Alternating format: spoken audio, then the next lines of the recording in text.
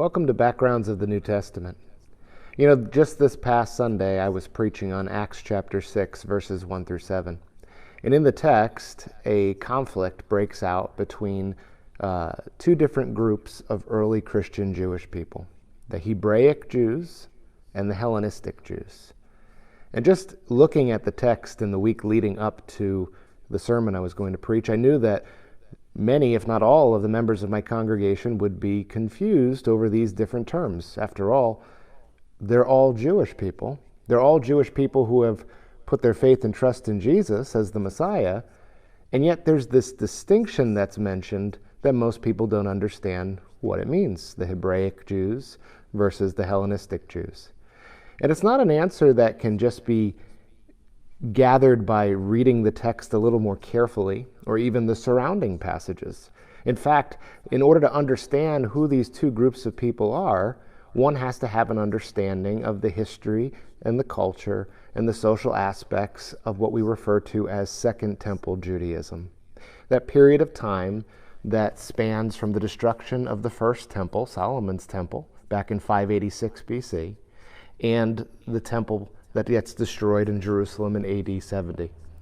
And Jesus and his followers and the New Testament all came at the latter part of that Second Temple Jewish period. And so all of the history and the theological development that leads up to that time period is important to understand, so that when we read the text of the New Testament, both the Gospels and the Epistles, and even books like Revelation, we start to get a deeper understanding, a better understanding of what is going on because of the language that they use. Now, the reason for that is that when the New Testament was first being written, its various books, it would have been understood by the people of that day somewhat differently than us today. Why do I say that? Because they were living in that history, in that culture, in that society, and the things that they take for granted, we sometimes have a disconnect. Being 2,000 years removed, halfway across the world removed, linguistically removed. And so sometimes we need to fill in the gaps with the data that we have so that we could better understand what it is we're reading. And that's the purpose of this class. This course is intended to give you some of those tools that you don't currently possess, so that when you read the Gospels, when you read the Epistles, when you read Revelation, you start to have a better understanding of why the images and the terms and the way they put things are done. And so hopefully that'll help enhance your biblical studies. So we're glad that you're here with us today. This course is going to focus in on, again, that time period between the destruction of the first temple, Solomon's temple, in 586 BC, and it's going to go all the way through to the New Testament times. There's a lot of history that takes place in that time period which is relevant to our study of the New Testament. For instance, we're going to take a look at the exile to Babylon and what was life like apart from the land, with no temple, no sacrificial system. How do they relate to God, the Jewish people, in light of the fact that they are currently under his judgment, cast out from the land? And then even when there's a return from the land back to Israel, there's a large part of the Jewish population that never returned to Israel. And so even in the New Testament times, we see this idea of a diaspora, Jews that are still dispersed from the land throughout the empire, and then those Jews that have come back to the land. We see the influences of the Greeks after Alexander the Great built his empire, and the various things that happen as world powers warred against other world powers, and Israel, because of their location, was caught right in the middle of it all. And how did that form their understanding of the world? How did that form their view toward those other nations, toward the Gentiles? How did that develop their view of God and his ultimate deliverance? And that leads into, of course, even what is their messianic expectations? What are their expectations of the coming of the end? And so all of this will help us to better understand the New Testament as we start to think the way that the Second Temple Jewish people thought throughout this time period leading up to, again, the time of the New Testament. So this course is going to take a look at that timeline, the major points and the major transitions that happened in the way Jewish people started to think about things in these times. And we're going to take a look at the history. We're also going to take a look at the literature. How do we even know both the history as well as the theological development that happened during this time period? Well, thankfully, there's an abundance of literature. Now, this literature isn't scripture, but it is Jewish writing from the time period that gives us an insight into the way they perceived things and the way they understood and interpreted their Old Testament, the ways in which they perceived their role in God's plan and what was to come.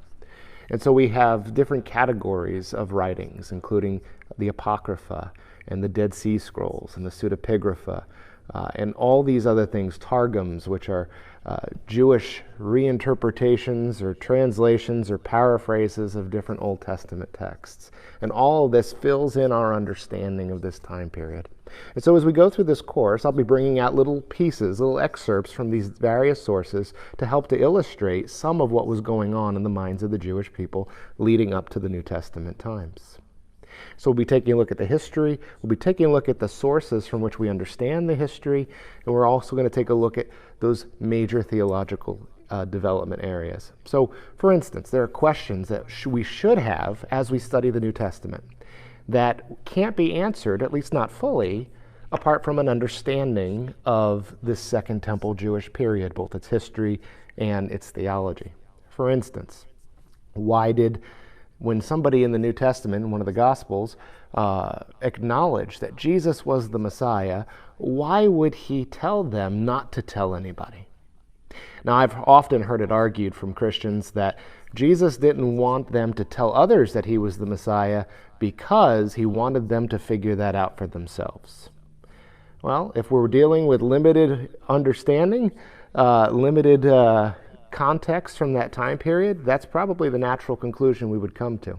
And I would also think that that might be part of it, but even larger than that is this, that term Messiah was packed with meaning, not just from what the Old Testament had to say about it, but also the theological development of that understanding of Messiah in this time period. And so in Jesus' day, Messiah would have very clearly called images of a military king that was going to overthrow Israel's enemies and establish once again Jewish autonomy, Jewish independence in the land. And so clearly, as we read through some of the Old Testament passages, we do see that there is an aspect of this. In fact, when Jesus comes again, he will do just that. However, based on the history, the conflicts with the Gentile nations, the fights that they had to engage in order to not conform to the Gentile ways, but to be able to remain faithful to God and to his law. And so this whole period, and then also the context of being under the Roman Empire at this time, would have formed their understanding, which is why so many times we see little glimpses of those that thought that Jesus, being the son of David, would overthrow the Romans and establish his kingdom. In fact, even after his death and his resurrection, in Acts chapter 1, we see his followers ask him, "Are you now going to restore the kingdom to Israel?" Because this was the understanding of the Messiah at the time. And so if Jesus had said, "Yes, go, tell everybody that I'm the Messiah," it would have probably caused a couple of problems. First of all, it wouldn't have conjured up the truth of what he was trying to accomplish in his first coming. Instead, it would have conjured up all those presuppositions that they already had in terms of who the Messiah was and what the Messiah was going to do. Second, it probably would have led to him getting on the radar of the Romans a lot earlier, maybe being arrested and condemned as an insurrectionist like others were at that time period, long before it was his time to die on the cross and the manner in which God had intended it. So again, understanding the context, understanding this period, this New Testament background will help us to understand the New Testament better. We'll also answer other theological questions based on our understanding of the time period. For instance, in the Old Testament, there's very little reference to angels and demons and Satan and exorcism, and yet we see that all over the place in the Gospels. So what changed? Clearly, the world doesn't work differently then than it did before or even since, But we see that the understanding, the theological development in terms of angels and demons during this time period, which is vivid in the sources, the literature of the time, help to form why perhaps it's being communicated in such a way in the New Testament. So anyway, I hope that you'll track with us as we look through some of these things. Our overall, again, trajectory will be that time period. We'll work through it chronologically, but also we're going to look at the different layers. We're going to look at Second Temple Judaism, their history, their theological development. But then we're also going to take a look at other layers, like the Greek layer, the spread of Greek ideas, Hellenism, the spread of Greek language, the spread of Greek culture, the spread of Greek philosophy, and how did that impact the Jewish people? In fact, that's part of the answer to how we have Hebraic and Hellenistic Jews in Acts chapter 6.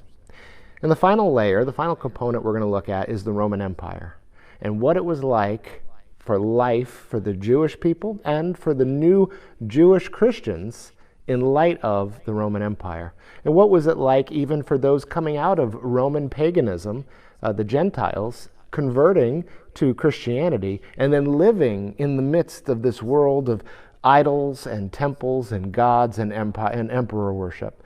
And what are some of the writings, what are some of the ways in which Paul and others might have engaged with the Roman Empire or their ideals in the midst of their letters? And so I'm hoping that this is exciting to you. It's certainly exciting to me. Track with us, because one of the things that you're going to probably find out is that you didn't know what you didn't know. And hopefully by the end of our journey together, you'll have a better understanding of some of the context of the New Testament, be able to understand it better, more rightly, and I hope it brings it back to life even more for you as you study the Scriptures and engage with the Lord through them. Thanks for tuning in.